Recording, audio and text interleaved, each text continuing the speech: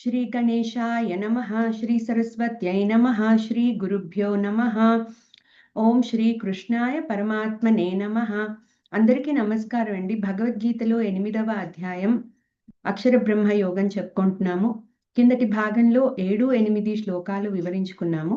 ఈ భాగంలో 9, 10 శ్లోకాలు వివరించుకుందాము. ఒకసారి కిందటి భాగంలో ఏం చెప్పుకున్నామో గుర్తు చేసుకుందాము. ఏ భావాన్ని మనిషి తన చివరి దశలో అంటే మరణ సమయంలో స్మరిస్తూ శరీరాన్ని విడిచిపెడతాడో అతడు వచ్చే జన్మలో ఖచ్చితంగా అదే స్వరూపాన్ని పొందుతాడు. ఎందుకంటే అతడు జీవితాంతం ఆ భావనతోనే గడిపి ఉంటాడు కాబట్టి అని చెప్పి 6వ శ్లోకంలో చెప్పారు. కాబట్టి అన్ని సమయాలలోనూ పరమాత్మని స్మరిస్తూ మన కర్తవ్య కర్మలను చేయమని చెప్పారు. ఈ విధంగా పరమాత్మని నిరంతరము స్మరిస్తూ కర్మను చేసేవాడు నిశ్చయంగా తనతో ఐక్యమవుతాడు. దీనిలో ఎటువంటి సందేహము లేదు అని చెప్పి 7వ శ్లోకంలో చెప్పారు. ఇంకా మనస్సుని అటు ఇటు పోనీయకుండా నిరంతరము పరమేశ్వరుని ధ్యాన రూప యోగమునే సాధన చేసే మనుష్యుడు దివ్య పురుషుడైన పరమాత్మను చేరతాడని 8వ శ్లోకంలో చెప్పారు. ఇంకా 9, 10వ శ్లోకాలలో చివరి క్షణాలలో పరమాత్మని ఏ విధంగా ధ్యానించాలో చెప్తున్నారు. ఇక్కడ మనం ఒకసారి గుర్తు చేసుకుంటే అర్జునుడు 7 ప్రశ్నలు అడిగాడు. ఫస్ట్ 6, 3, 4 శ్లోకాలలో చెప్పారు శ్రీకృష్ణ పరమాత్మ. అయితే నెక్స్ట్ లాస్ట్ క్వశ్చన్ అయినా అంత్యకాలంలో నిన్ను ఎట్లా స్మరించాలి, నిన్ను ఏ విధంగా ధ్యానించాలి అని చెప్పి అడిగిన క్వశ్చన్కి 7వ శ్లోకం నుంచి ఆయన సమాధానాలు మొదలెట్టారు. అయితే 7, 8వ శ్లోకాలలో అసలు ఎందుకు ఆయన్ని ఆ చివరి దశలో తలుచుకోవాలో చెప్పారు. ఇప్పుడు 9, 10 శ్లోకాలలో ఆయన్ని ఎలా స్మరించాలో ఎలా ధ్యానించాలో చెప్తున్నారు. ఇదే 13వ శ్లోకం వరకు కంటిన్యూ అవుతుంది. ఇవాళ 9, 10 శ్లోకాలు వివరించుకుందాము. 9వ శ్లోకము ఒక్కసారి చదువుకుందాము. కవిం పురాణమనుశాసితారం అణోరణీయాం సమనుస్మరేద్యః సర్వస్య ధాతారమచింత్య రూపం ఆదిత్యవర్ణం తమసః పరస్తాత్. ఈ శ్లోకంలో పద విభజన చూద్దాము. కవిం పురాణం అనుశాసితారం అణోహో అణీయాంసం అనుస్మరేత్ యః సర్వస్య ధాతారం అచింత్య రూపం ఆదిత్యవర్ణం తమసః పరస్తాత్. ఇక్కడ ఈ శ్లోకంలో భగవానుడు పరమాత్మ యొక్క కొన్ని లక్షణాలు వివరిస్తున్నారు. అవి ముందు చూద్దాము. కవిం అంటే సర్వజ్ఞుడు, లేకపోతే సృష్టికర్త, సృష్టిని కొనసాగించేవాడు అని అంటే అని అర్థం. కవిం అంటే సృష్టిని కొనసాగించేవాడు, సర్వజ్ఞుడు. పురాణం అంటే ప్రాచీనమైన వాడు, ఆది అంతము లేనివాడు అని అర్థం. అనుశాసితారం అంటే సమస్త సృష్టిని కూడా శాసించేవాడు. అణోహో అంటే పరమాణువు కంటే అణీయాంసం సూక్ష్మమైన వాడు అని అంటే అతి సూక్ష్మమైన వాడు. అణువునైనా మనం మైక్రోస్కోప్ లో చూడొచ్చు, కానీ పరమాత్మ అణువు కన్నా కూడా సూక్ష్మమైన వాడు అని చెప్తున్నారు. అనుస్మరేత్ ఎల్లప్పుడూ స్మరిస్తూ, యహ ఎవరైతే, సర్వస్య అన్నిటి యొక్క, ధాతారం ఇక్కడ ఆధారము, అచింత్య ఊహకి అందని రూపం, అచింత్య రూపం అంటే ఊహని మనం ఊహించలేని రూపము, ఆదిత్య వర్ణం సూర్యుని వంటి ప్రకాశంతో, తమసహ అజ్ఞానపు చీకటికి, పరస్తాత్ అతీతంగా. అంటే ఇప్పుడు ఇక్కడ పరమాత్మ దీని ముందు దీని తాత్పర్యం తెలుసుకుందాము. పరమాత్మ సర్వజ్ఞుడు, అత్యంత ప్రాచీనుడు, అందరినీ శాసించేవాడు, సూక్ష్మము కంటే సూక్ష్మమైన వాడు, అన్నిటికీ ఆధారమైన వాడు, ఊహ కందని దివ్య స్వరూపము కలవాడు. ఆయన సూర్యుడి కంటే తేజోవంతుడు మరియు సమస్త అజ్ఞానపు చీకటికి అతీతుడు. ఈ శ్లోకం నుండి మనం ఇందాక చెప్పుకున్నట్టు ఈ శ్లోకం నుండి 13వ శ్లోకం వరకు భగవానుడు అర్జునుడికి మరణ సమయంలో ఏ విధంగా ధ్యానం చేయాలో వివరంగా చెప్తున్నారు. ఈ శ్లోకంలో పరమాత్మ యొక్క స్వరూపము, తత్వము 8 గుణాలుగా వివరిస్తున్నారు. ఇవి తెలుసుకోవడం వల్ల పరమాత్మను మనం భౌతిక ప్రపంచానికి అతీతంగా గ్రహింపగలుగుతాము. ఇక్కడ బేసిక్గా ఏంటంటే ఇక్కడ మనము అధిభూతం, అధి దైవికం, అధి యజ్ఞం అని 3 మనం చెప్పుకున్నాం కదా. అంటే ఈ విధంగా పరమాత్మని తెలుసుకోవాలి అని చెప్పారు. సో అధిభూతం అంటే భౌతిక పరంగా, అది దైవం అంటే దేవతా పరంగా, అది యజ్ఞం మనలో ఉన్నవాడిగా. సో ఈ 3 లెవెల్స్లోనూ మనం పరమాత్మని తెలుసుకోవాలి అని చెప్పారు.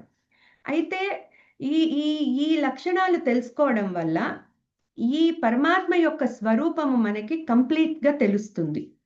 అంటే it's not permitted to physical level or మన మెంటల్ లెవెల్ ఆర్ మన ఆత్మ లెవెల్, ఈ మూడిటికి కూడా కాకుండా అతీతమైన శక్తి పరమాత్మది అని మనం ఒకసారి అర్థం చేసుకుని గ్రహించగలగాలి. సో అందుకని ఇవి ఇక్కడ ఎక్స్ప్లెయిన్ చేస్తున్నారు. ఫస్ట్ ధ్యానానికి వెళ్లే ముందు పరమాత్మ యొక్క కంప్లీట్ స్వరూపాన్ని ఎట్లా తెలుసుకోవాలో చెప్తున్నారు. ఆల్రెడీ అధిభూతం, అధిదైవికం, అధి యజ్ఞుడు, ఈ 3 ఎట్లా తెలుసుకోవాలో మనం 5-6 శ్లోకాల్లో 3-4 శ్లోకాల్లో తెలుసుకున్నాము. సో ఇప్పుడు ఏం చెప్తున్నారంటే వీటికి కన్నా కూడా మనం ఈ లెవెల్లో మనం అర్థం చేసుకోవచ్చు. దీనికన్నా కూడా అబవ్ లెవెల్ ఇవన్నీ ఇప్పుడు ఎక్స్ప్లెయిన్ చేస్తున్నారు. కవి అంటే కావ్యకర్త లేదా సర్వజ్ఞుడు అని అర్థం. అంటే ఇప్పుడు ఈ సృష్టికంతా కూడా ఆయనే కావ్యకర్త, ఆయనే ఈ సమస్త భూతాల యొక్క భూత వర్తమాన భవిష్యత్ అంతా తెలిసిన ఆయన. సో ఈ విషయం మనం 7వ అధ్యాయం 26వ శ్లోకంలో కూడా చెప్పుకున్నాము. సో ఇవన్నీ అంటే ఆయనకి ప్రతి జీవి యొక్క, ప్రతి భూతము యొక్క 3 కాలాలు ఆయనకి తెలుసు. అంటే భూత వర్తమాన భవిష్యత్ కాలాలు ఆయనకి తెలుసు. ప్రపంచంలో జరిగే ప్రతి విషయము తెలిసి క్రమంగా సృష్టి, స్థితి, లయ ఆయన నియంత్రిస్తున్నారు కాబట్టి ఆయనని కవి అన్నారు. అంటే ఈ మొత్తం సృష్టికి ఆయన కవి లాంటి కవి. నెక్స్ట్ పురాణ అంటే ఆయనకి ఆది అంతము లేదు, సనాతనమైన వాడు, ఎప్పుడూ ఉండేవాడు ఆయన. సో అతి ప్రాచీనమైన వాడు. సో అది భగవంతుడే సమస్త భౌతిక మరియు దైవిక మరియు ఆధ్యాత్మిక విషయాలకు ఆది మూలము కూడా. కానీ ఆయన మాత్రం మరొక దేని నుండో రాలేదు, దేని నుంచో వచ్చాడు లేకపోతే దేనిలోకి వెళ్ళిపోతాడు అని ఉండదు. ఆయన ఈజ్ ఆల్వేస్ దేర్. సో ఆయన కన్నా ముందు ఉన్నది ఏదీ లేదు, తర్వాత కూడా ఏది ఉండదు.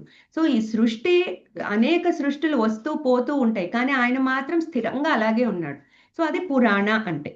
నెక్స్ట్ అనుశాసితారం అంటే పరిపాలించేవాడు. He is the organiser and the ruler. So భగవంతుడు ఈ విశ్వాన్ని మొత్తం నిర్వహించబడడానికి ఉన్న నియమ నిబంధనలను ఆయనే సృష్టిస్తున్నాడు.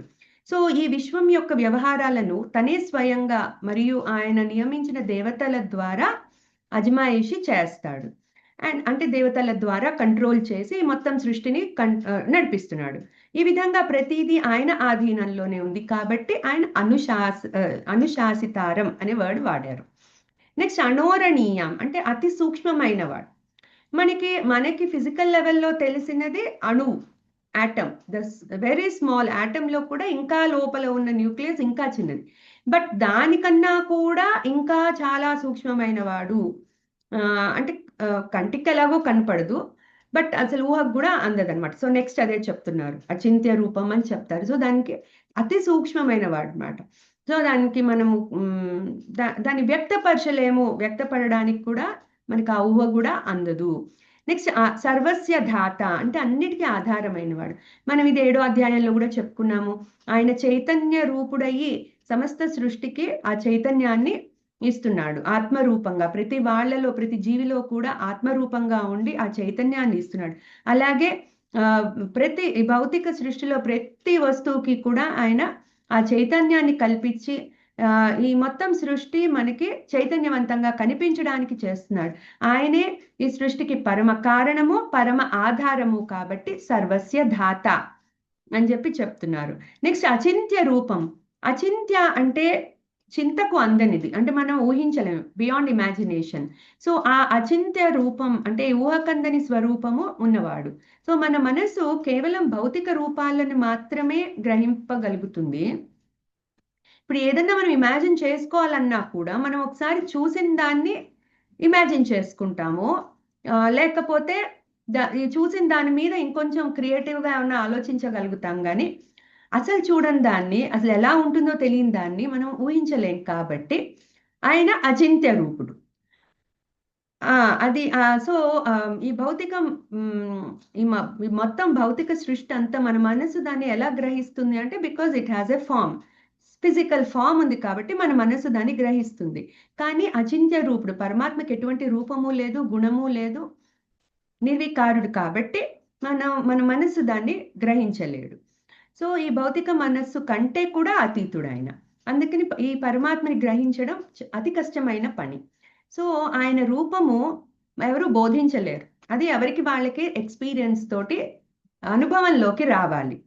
సో పరమాత్మ రూపం ఇలా ఉంటుందంటే మనకి కొన్ని అవతార లీలలు ఉన్నాయి, సగుణ రూపాలు, వాటిని మనం చెప్తాము. అట్లాగే మనం ఇప్పుడు మొత్తం ఈ సృష్టి కూడా ఆయన స్వరూపమే అని కూడా చెప్పుకున్నాము. ఇవన్నీ ఉన్నా కూడా ప్రతి వాళ్ళకి కూడా వాళ్ళ అనుభవం ఒకటి ఉంటుంది పరమాత్మ. So it's all about experience. పరమాత్మతో వాళ్ళు చేసే జర్నీ అలా ఉంటుంది అనేది ఎక్స్పీరియన్స్ తోనే వాళ్ళు ఆ రూపాన్ని గ్రహించగలుగుతారు. సో అది నెక్స్ట్ ఆదిత్య వర్ణం అంటే ఆయన సూర్యుడు కంటే కూడా ప్రకాశవంతమైన వాడు. సూర్యుడిలాగా తేజోవంతుడు ఆయన. సూర్యుడికి కూడా ప్రకాశాన్ని ఇచ్చేది ఆయనే. సో ఆదిత్య వర్ణం, సూర్యుడిలాగా ప్రకాశిస్తాడు, కానీ ఆ సూర్యుడికి కూడా ప్రకాశాన్ని ఇచ్చేది ఆయనే. నెక్స్ట్ తమస్ ఆఫ్ పరస్తాత్ అంటే తమస్సు అంటే అజ్ఞానం, ఇగ్నోరెన్స్. సో ఈ అజ్ఞానం అనే చీకటికి అతీతంగా ఉన్న అసలైన జ్ఞాన స్వరూపం. ఎప్పుడూ కూడా ఈ అజ్ఞానము, ఈ ఇగ్నోరెన్స్ అనేది ఎప్పుడు పోతుంది అంటే జ్ఞానంతో పోతుంది. సో ఆ జ్ఞాన స్వరూపుడు పరమాత్మ. సో మనందరిలో కూడా ఈ అజ్ఞానపు చీకటిని తీసేసి ఆ జ్ఞానాన్ని ప్రకాశింపజేసేవాడు పరమాత్మ. అందుకని తమస్ ఆఫ్ పరస్తాత్. కానీ ఆయన ఇప్పుడు ఉదాహరణకి ఒకసారి మబ్బులు సూర్యుడికి అడ్డంగా వస్తాయి. అలాని మబ్బులు సూర్యుడి యొక్క ప్రకాశాన్ని ఏమీ ఎఫెక్ట్ చేయలేదు కదా. మబ్బులు కదిలిపోగానే మళ్ళీ సూర్యుడు అలాగే ప్రకాశిస్తాడు. సో అట్లాగే భగవంతుడు ఈ లోకంలో మాయతో కలిసి ఉంటున్నట్టు కనిపిస్తాడు. ఆయన యోగమాయ శక్తి వల్ల ఈ లోకంలో అంటి ఉన్నట్టు మనకి, లేకపోతే మా మాయతోనే అంటుకుని ఉన్నట్టుగా కనిపిస్తాడు. కానీ ఆయన ఎటువంటి మాయాశక్తి కూడా ఆయన్ని కప్పివేయలేదు. సో నథింగ్ కెన్ ఆయన్ని వెయిల్ చేయలేదు. ఎప్పుడు ఆయన ప్రకాశం, ఆ ప్రకాశం అలాగే ఉంటుంది. సో ఇవన్నీ ఈ 8 గుణాలు చెప్పారు. సో ఇప్పుడు పరమాత్మే పరమ లక్ష్యంగా కలిగి ఉండి ఆయనను భక్తితో ప్రార్థించిన వారికి ఆయన తప్పకుండా దొరుకుతాడు అని చెప్తున్నారు. భక్తి మామూలుగా భక్తి ప్రక్రియలో ఏంటంటే ఇక్కడ భక్తి అనేది తీసుకొచ్చారు. మామూలుగా మనస్సు భగవంతుని యొక్క రూపము, గుణములు, లీలలు వంటి వాటిపైనే నిమగ్నమై ఉంటే దాన్ని భక్తి అంటాము. ఒకవేళ ఇటువంటి భక్తి, దీన్ని శుద్ధ భక్తి అంటాము. ఒకవేళ ఇటువంటి శుద్ధ భక్తికి గనక అంటే పరమాత్మ ప్రాప్తికి ఇది చాలా ఇంపార్టెంట్ అని చెప్తున్నారు. సో ఇటువంటి భక్తికి గనక ధ్యాన యోగము కూడా గనక, ధ్యాన యోగ అభ్యాసము కూడా గనక తోడైతే చివరి క్షణాలలో భగవంతుని స్మరణ సాధ్యపడుతుంది అని చెప్తున్నారు. ఈ విషయం మనం 8వ శ్లోకంలో కూడా చెప్పుకున్నాము. భక్తి కలిగి ఉండి అష్టాంగ యోగ సాధన చేస్తే అటువంటి భక్తిని యోగ మిశ్ర భక్తి అని అంటారు. సో 10వ శ్లోకం నుండి 13వ శ్లోకం వరకు భగవానుడు ఈ యోగ మిశ్ర భక్తినే వివరిస్తున్నారు. అంటే భక్తి ఉండాలి, దానికి తోడు యోగ అభ్యాసం, ధ్యాన యోగ అభ్యాసం ఆయన ఇక్కడ అభ్యాసము అంటున్నారు. అంటే సాధకులు లెవెల్లో అది అభ్యాసం అవుతుంది. ఇంకా జ్ఞానం పొందితే అది అభ్యాసం అవ్వదు. అది వాళ్ళకి ఆ యోగం ఇంకా. సో ఇక్కడ ఏంటంటే ఆ, ఆ లెవెల్కి ఆ ధ్యాన యోగానికి వెళ్ళలేని వాళ్ళకి ఉపాసన ద్వారా మనం పరమాత్మని పొందొచ్చు అని ఒక అభయం ఇస్తున్నారు ఆయన. అంటే భక్తితో, ఉపాసనతో, కొంచెం ధ్యాన యోగ అభ్యాసంతో. కానీ ఈ ధ్యాన యోగ అభ్యాసం ఎందుకు కావాలో కూడా మనకి చెప్పారు 8వ శ్లోకంలో. ఎందుకు? మన మనస్సుని నిశ్చలంగా ఉంచడానికి, ఏకాగ్రత పెంచడానికి, పరమాత్మ పైన నిలవడానికి మనకి ఆ ధ్యాన యోగ అభ్యాసం కావాలి. భక్తి అనేది ప్రేమ, విశ్వాసము పరమాత్మ పైన ఉన్నప్పుడు భక్తి కలుగుతుంది.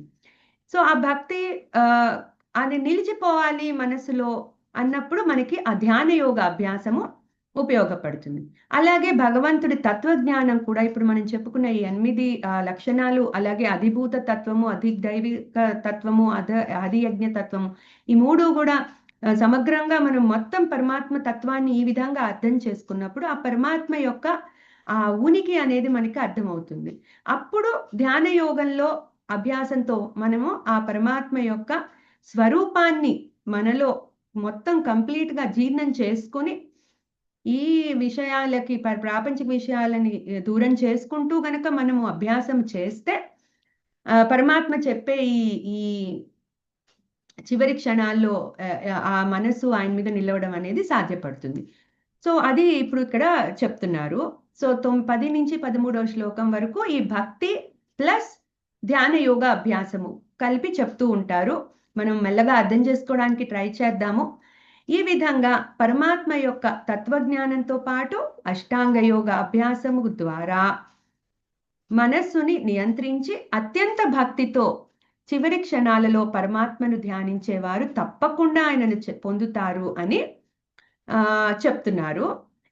ఈ ధ్యాన పద్ధతినే ఇప్పుడు నెక్స్ట్ రాబోయే 4 శ్లోకాల్లో చెప్తారు, 10 నుంచి 13 వరకు. సో ఒకసారి 10వ శ్లోకం చదువుకుందాము.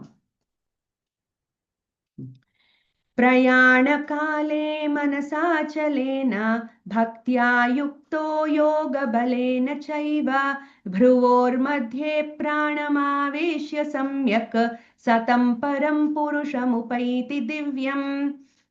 ఈ శ్లోకంలో ఎట్లా ఆ చివరి క్షణాల్లో ధ్యానం చేయాలి అన్నది ఇక్కడ మొదలు పెడుతున్నారు.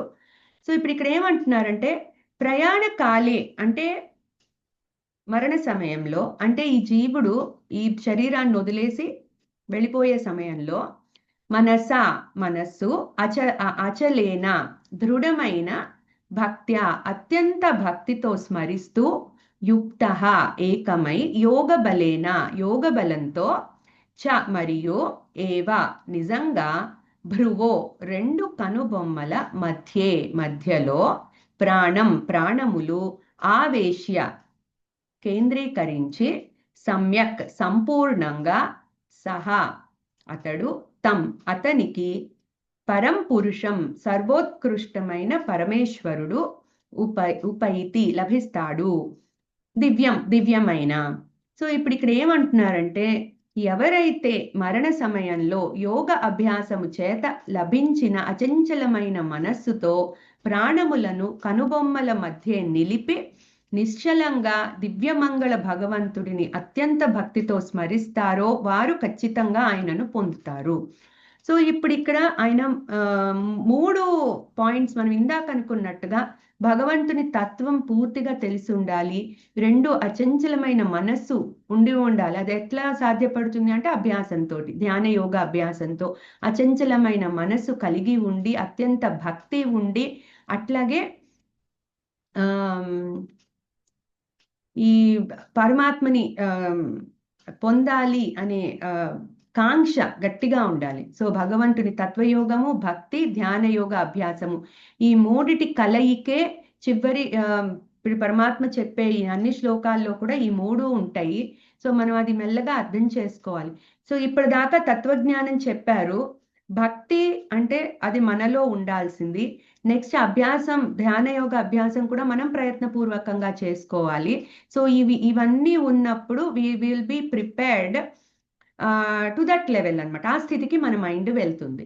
సో ఇప్పుడు ఇక్కడ ఏం చెప్తున్నారు అంటే ప్రయాణ కాలే అంటే ఇది మరణ సమయాన్ని సూచిస్తుంది. సో మనిషి అంటే జీవుడు శరీరాన్ని వదిలిపెట్టి వెళ్ళిపోయే సమయం. ఈ సమయంలో మనం ముందు కూడా అనుకున్నాము, మనస్సు జీవుడు వెళ్ళిపోయేటప్పుడు మనస్సు బుద్ధితో సహా వెళ్ళిపోతాడు.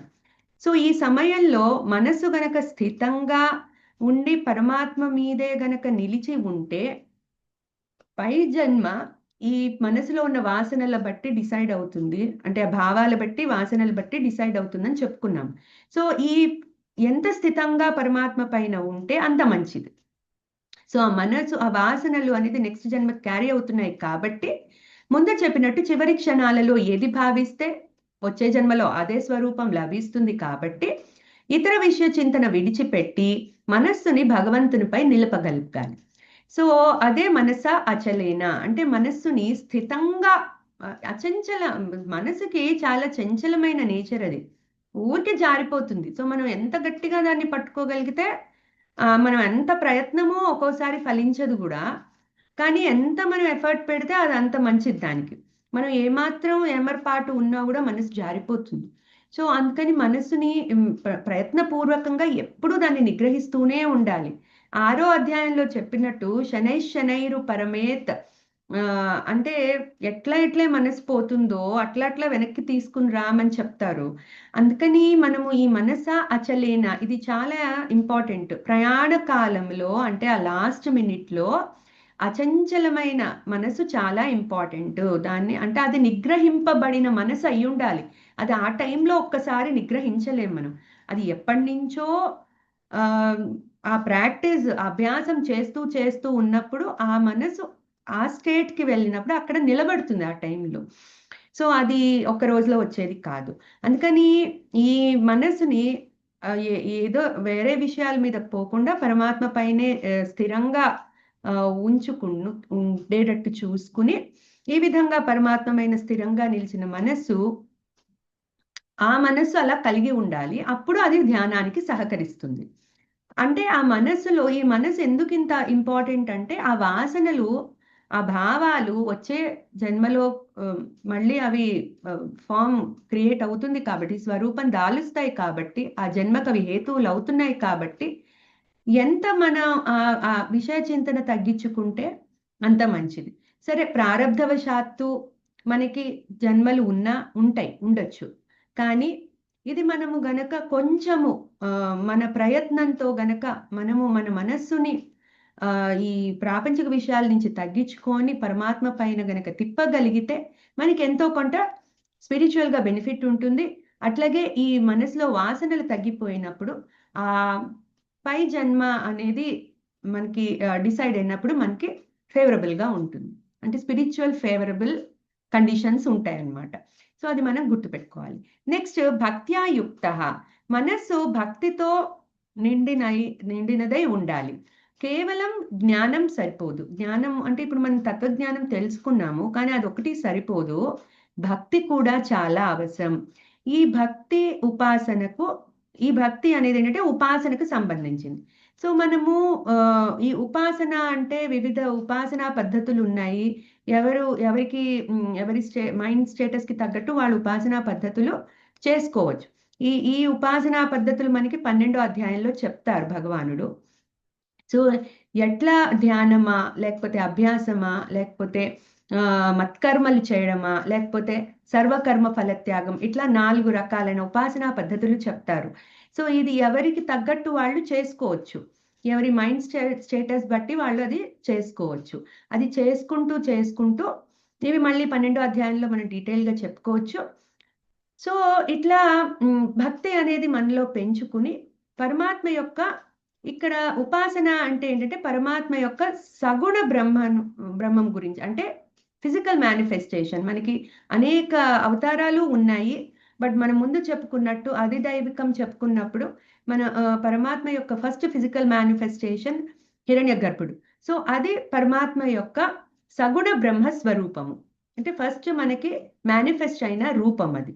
సో ఆ సగుణ బ్రహ్మ రూపాన్ని మనము ఆ రూపం మీద భక్తి విశ్వాసము కలిగి ఉండి ఎందుకంటే నిర్గుణ తత్వానికి ఒక్కసారి వెళ్ళలేం కాబట్టి మనము సగుణ బ్రహ్మ ద్వారా సగుణ బ్రహ్మ ఉపాసన ద్వారా మనం నిర్గుణ తత్వానికి వెళ్ళగలం. అది అది అంచెలంచెలుగా వస్తుంది. బట్ నిర్గుణ తత్వం పక్కన పెడితే ఫస్ట్ సగుణ బ్రహ్మ తత్వంని మనం అర్థం చేసుకుని ఇప్పుడు ఇందాక మనం చెప్పినవన్నీ కూడా సగుణ బ్రహ్మానికి ఉన్న తత్వాలే. అంటే అధిభూతం, అధి యజ్ఞం, అధి దైవికం, అధి యజ్ఞం అనేవి వాటికి అతీతంగా ఇంకొన్ని లక్షణాలు ఇప్పుడు మనకి చెప్పారు. ఈ 8 ఇవి ముందు శ్లోకంలో చెప్పారు. అంటే పరమాత్మ యొక్క లక్షణాలు. సో ఇవన్నీ సమగ్రంగా మనం అర్థం చేసుకోవాలి. ఇప్పుడు ఈ పరమాత్మ యొక్క మామూలుగా ఇప్పుడు ఇక్కడ మనకి కన్ఫ్యూజన్ రావచ్చు. ఈ నిర్గుణ తత్వం ఏంటి, జ్ఞానం ఏంటి, సగుణ తత్వం ఏంటి, ఉపాసన ఏంటి అని. ఇక్కడ మనకి మామూలుగా ఈ ఈ ఈ ఉపాసన అనేది ఏంటంటే పరమాత్మ యొక్క సగుణ తత్వానికి సంబంధించింది. సో సగుణ అవతారాలు కానీ సగుణ బ్రహ్మంని మనం శ్రద్ధతో చింతన చేయడమే భక్తి. సో ఇప్పుడు ఇటువంటి భక్తి క్రమముక్తిని ప్రసాదిస్తుంది అని చెప్పబడుతుంది. ముక్తి అంటేనే మోక్షము, అది మనకి తెలుసు. అయితే పరమాత్మ యొక్క నిర్గుణ నిరాకార స్వరూపం గురించి జ్ఞానము పొంది ఆ పరమాత్మని ఇక్కడే అనుభవంలోకి తెచ్చుకున్న జ్ఞానికి లభించేది జీవన్ముక్తి. అంటే ఆ జ్ఞాని ఇక్కడే పరమాత్మ యొక్క అనుభవం పొంది జీవన్ముక్తుడుగా ఉంటాడు. ఆ తర్వాత అతడు పరమాత్మతో ఏకీభావ స్థితిలో ఉంటాడు. సో ఆ జ్ఞాని ధ్యానయోగం యొక్క ఉత్కృష్ట స్థితి అది. అంటే ఆ నిరుద్ధ స్టేట్కి వెళ్ళి సమాధి స్థితికి సవికల్ప సమాధి, నిర్వికల్ప సమాధి, ఆ స్టేట్స్లోకి వెళ్ళి ఆయన పరమాత్మని పొందిన వాడయి ఉండి అట్లా పరమాత్మతో ఏకీభావ స్థితిలో ఉన్నవాడు జ్ఞాని. సో అతను జీవన్ముక్తుడుగా ఉంటాడు. శరీరం పడిపోయాక ఇంకా అతను జన్మించడు.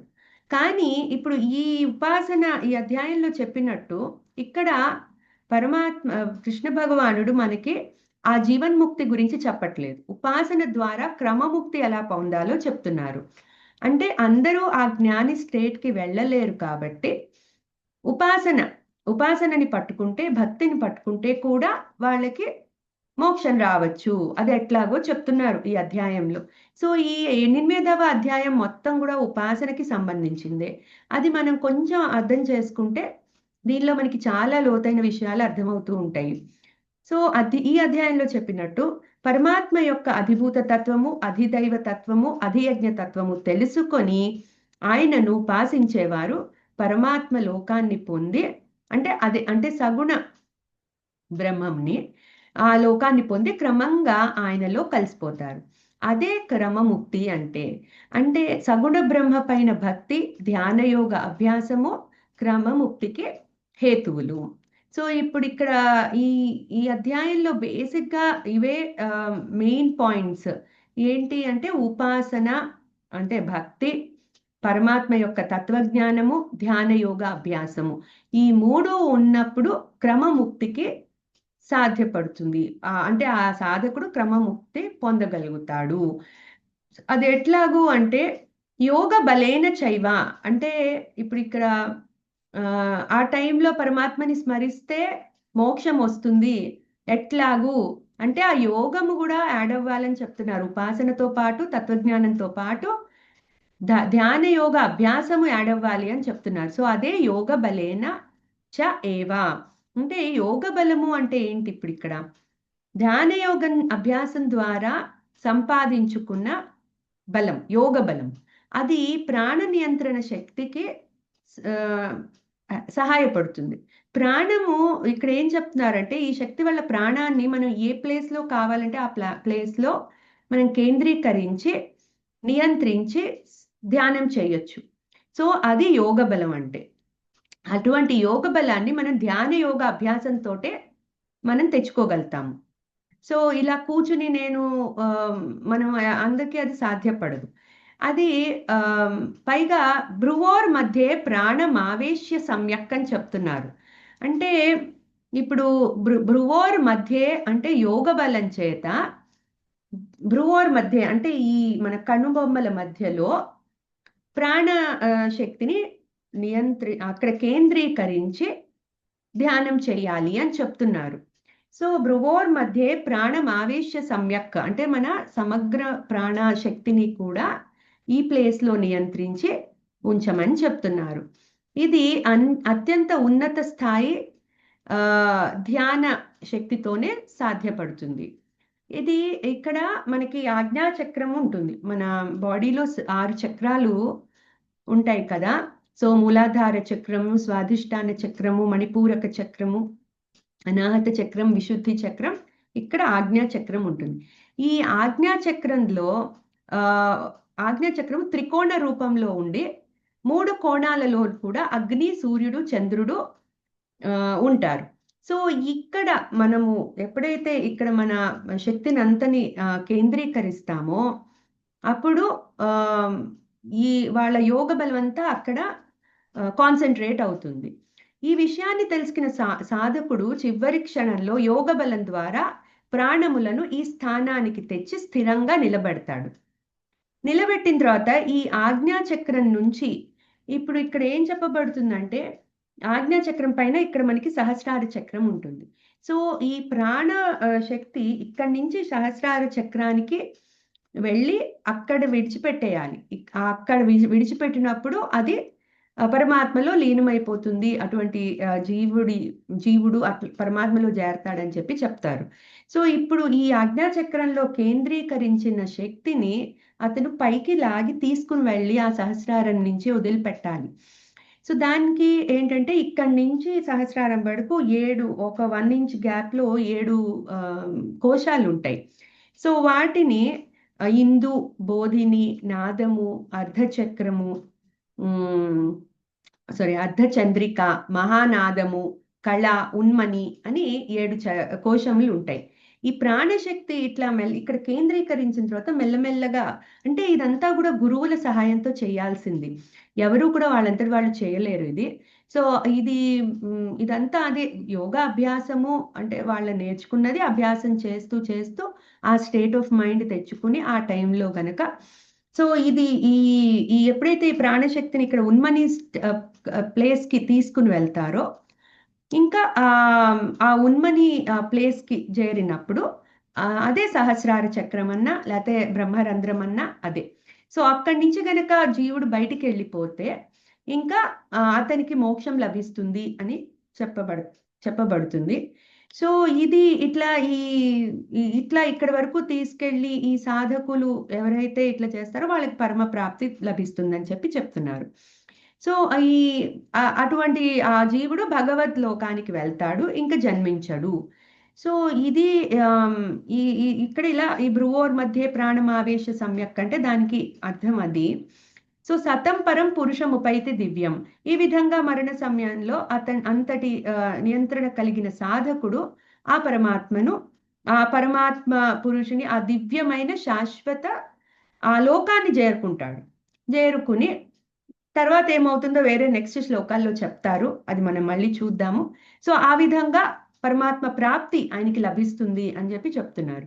సో ఈ శ్లోకంలో ఇంకా పునర్జన్మ ఉండదు. సో ఈ శ్లోకం భగవద్గీతలో మరణాంతర సాధన రహస్యాన్ని తెలుపుతోంది. అంటే మరణాంతరం వాళ్ళ డెస్టినీని ఎట్లా వీళ్ళు మార్చుకోగలుగుతారో డిసైడ్ చేసుకోగలుగుతారో అది సాధ్యపడుతుంది అని చెప్పి ఒక రహస్యం ఈ శ్లోకంలో దాగి ఉంది.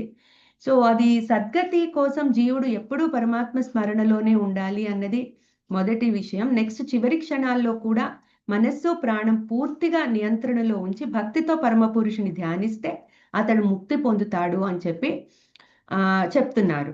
సో అయితే ఇది అందరికీ సాధ్యపడదు. ఇది అందరూ ట్రై కూడా చేయకూడదు. ఎందుకంటే ఇది మామూలుగా అంటే ప్రాణశక్తిని అంత నియంత్రించడం అనేది కంప్లీట్ గైడెన్స్ లో చేయాల్సిన పనులు అవి. సో అంటే పరమాత్మ ఇది ఇక్కడ చెప్తున్నారు ఇట్లా సాధ్యపడుతుంది అని. సో మనకి ఎంతవరకు సాధ్యం అవుతుందో అంతవరకు మనం అభ్యాసం చేసుకుంటూ ఉండాలని ఆయన ఉద్దేశం తప్ప ఇవన్నీ అందరూ ట్రై చేయాలని కాదు. సో అది మనం గుర్తుపెట్టుకొని ఎక్కడికక్కడ మనం ఏ స్థితిలో ఉన్నామో అది మనం ఎంతవరకు మనకు అప్లికబుల్ అవుతుందో మనము చూసుకోవాలి. అంతేగాని చెప్పారు కదా అని మనము ట్రై చేయకూడదు. So it should be only done in guidance, under a able Guru. So అందుకని ఈ సాధన ఈ భగవంతుడి తన సస్వరూపాన్ని ఎలా ధ్యానం చేయాలో చెప్పడం ద్వారా మనకు ఉపాసనతో కూడిన మోక్ష సాధన మార్గాన్ని ఇక్కడ బోధిస్తున్నారు. టూకీగా చెప్పాలంటే పరమాత్మ తత్వ జ్ఞానము, భక్తి యోగము, ధ్యాన యోగ అభ్యాసము మూడింటిని అనుసంధానం చేస్తూ పరమాత్మను పొందవచ్చు అని ఈ అధ్యాయంలో బోధిస్తున్నారు. సో ఇంకా వచ్చే 4 శ్లోకాలు కూడా ఇదే కాన్సెప్ట్ గురించి ఉంటాయి. అవి మనం మళ్ళీ వచ్చే భాగంలో తెలుసుకుందాము. ఒకసారి 2 శ్లోకాలు చెప్పుకొని ముగించుకుందాము. కవిం పురాణమనుశాసితారం అణోరణీయాం సమనుస్మరేద్యః సర్వస్య ధాతారమచింత్య రూపం ఆదిత్యవర్ణం తమసః పరస్తాత్ ప్రయాణకాలే మనసాచలేన భక్త్యా యుక్తో యోగబలేన చైవ భ్రువోర్मध्ये ప్రాణమావేశ్య సమ్యక్ సతం పరం పురుషముపైతి దివ్యం. చాలండి. జ్ఞానానందమయం దేవం నిర్మల స్ఫటికాకృతిం ఆధారం సర్వ విద్యానాం హయగ్రీవం ఉపాస్మహే. ఏతత్ ఫలం శ్రీ సద్గురు దివ్య చరణారవిందార్పణమస్తు. సర్వం శ్రీకృష్ణార్పణమస్తు. మళ్ళీ కలుద్దామండి. ధన్యవాదాలు.